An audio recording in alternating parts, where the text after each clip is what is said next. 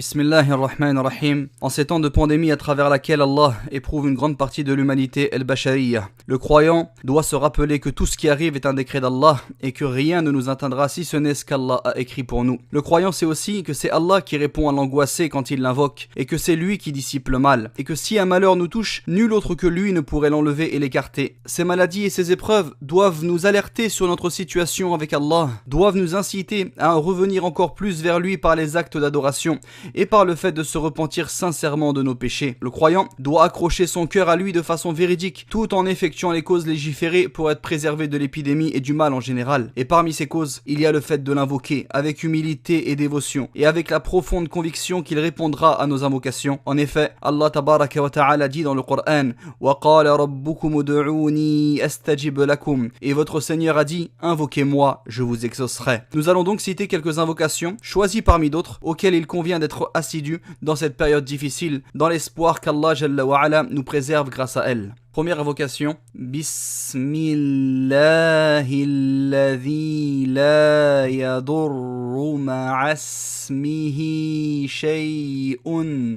fil ardi wa la fis sama' wa huwa as-sami'ul alim. Ce qui signifie « Par le nom d'Allah qui, en compagnie de son nom, rien ne peut nuire sur terre et ni au ciel, et il est vraiment l'audient, l'omniscient. » L'invocation numéro 2. « A'udhu bi kalimatillahi tammati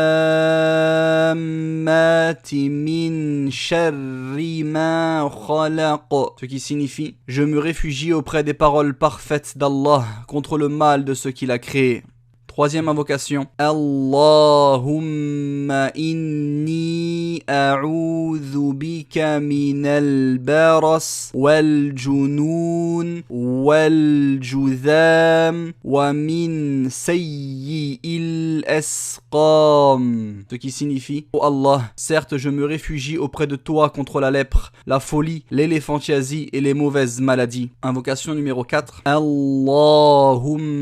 inni أعوذ بك من زوال نعمتك وتحول عافيتك وفجاءة نقمتك وجميع سخطك. Ce qui signifie: oh Allah, certes je me réfugie auprès de toi contre la disparition de tes bienfaits, la perte de la bonne santé, la soudaineté de ta vengeance et ton mécontentement sous toutes ses formes. Invocation numéro 5. Allahumma inni as'aluka al-afiyata fid dunya wal akhirah.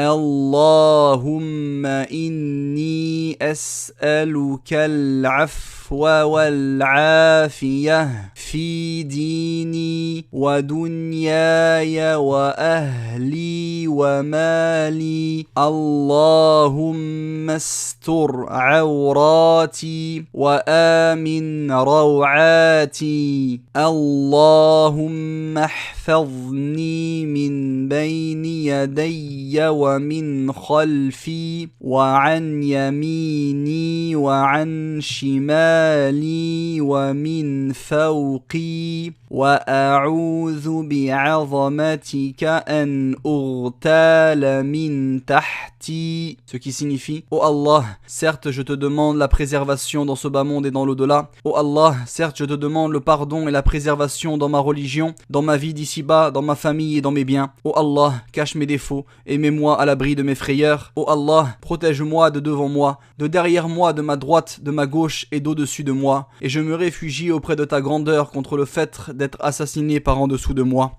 Invocation numéro 6. La ilaha illa anta subhanaka inni kuntu minaz zalimin. Ce qui signifie: nulle divinité ne mérite l'adoration en dehors de toi, gloire et pureté à toi, certes j'étais parmi les injustes.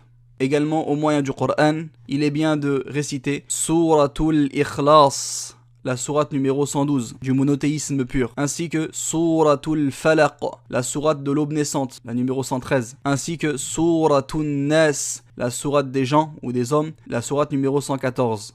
Également, il convient de réciter Ayatul Kursi, le verset 255 de la sourate 2, le verset du repose-pied. Voilà pour ces invocations choisies. N'hésitez pas à les diffuser autour de vous. Barakallahu fikum. Qu'Allah vous préserve. Hafidhakumullah. Wa akhiru da'wana anil hamdulillahi rabbil alamin.